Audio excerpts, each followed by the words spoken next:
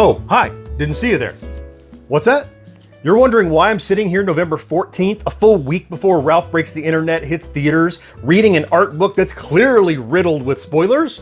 Well, it's an interesting story. You see, a few days ago, I was given a really unique opportunity to see an early screening of Ralph Breaks the Internet. Well, no brainer, you're thinking, right? Well, catch is, I'm on the East Coast. This was on the West Coast, Hollywood, California. This is something that would require logistics and planning and airfare and hotel and rental car and all of that. But the upside is I would see Ralph more than a week ahead of time, and I would get to review it for you. What do you think I did?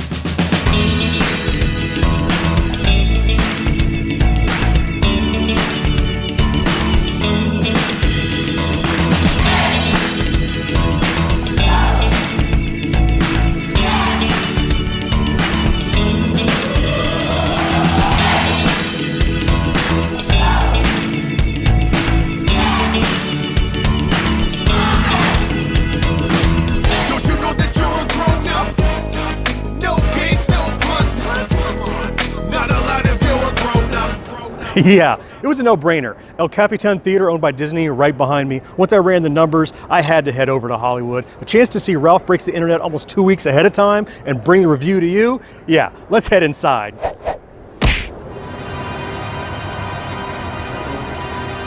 Okay, we're inside the El Capitan. The movie's about to start. I will talk to you once it's over. 2 hours later. Okay, I am just out of the movie, the El Capitan right behind me. And now, so I'm gonna give you my review of the movie, but first let me give you a disclaimer. I am either the very best or the very worst person to tell you what I think of this movie. Because as a super fan, so I'm like predestined to like hype it and want to really love it, but also as a super fan, I'm also like gonna be very, very hypercritical maybe of things that a casual viewer maybe wouldn't. I'll talk about a few of the details, and I'm not going to give any spoilers because that's just not fair.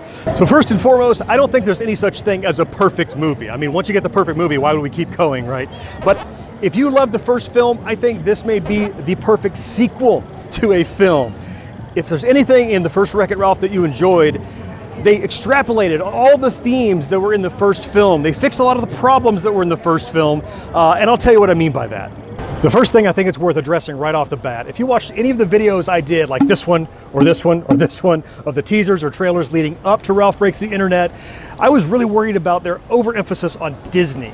Everything we saw was the princesses, it was inside Disney, it was a showcase of the Avengers and everything that's part of Disney properties now, and I was worried it would overshadow Wreck-It Ralph. Well, I'm happy to say that what you saw in the trailer was not indicative of an overload of Disney. Actually, Disney was just one of the many places and websites they visited on the internet. And the use of the princess is something I was actually kind of cringing, was gonna get overblown, was well done, and there was a fantastic payoff because it led up to what I will argue is the absolute best Disney princess song there has ever been. And one of the many ways that the sequel improved upon the original is how they really took advantage of the arcade. One of my criticisms of the first Wreck-It Ralph was that they focused so much on Sugar Rush. Once Ralph and Vanellope ended up in Sugar Rush, everything was focused around that game. Now granted, we had Turbo inside of there and we had to deal with that, but we didn't take advantage back what was happening in the arcade, in the real world, back in Litwax. Ralph 2 did a really good job of that. Even though Ralph Breaks the Internet is focused upon, as you might have guessed, the internet, they did a really good job of taking advantage of all the different venues available inside of that universe. We see Litwax, we see Game Central Station, we also get a lot of looks at real people out in the real world and how what they're doing impacts their avatars inside of the internet, and often we'll go back and touch on what's happening in the arcade or Game Central Station. It becomes more of a home base with other places in the internet, places that we go and explore. So in that way, even though the sequel is focused in the internet rather than the arcade, it does a better job of using the internet and those environments as a better character than its originator ever did. Another really key takeaway from seeing this sequel compared to the original film is how much this one has matured the storyline and the themes that are in the film. If you saw the video I did back at the beginning of this channel, I'll put a link to it up there in the corner if you want to look, but I talk about the themes in it that really spoke to me and why it was such a great film in terms of it talked about the relationships between like a father and a child and what parenthood was about. This one really extended on that. In fact, one of the key criticisms I had of the first film was the overarching theme at the end was that don't try too hard to be something you're not. Don't chase your dreams because what you are is good enough. And that's an okay thing to say, but that's kind of like a short-sighted theme, I thought.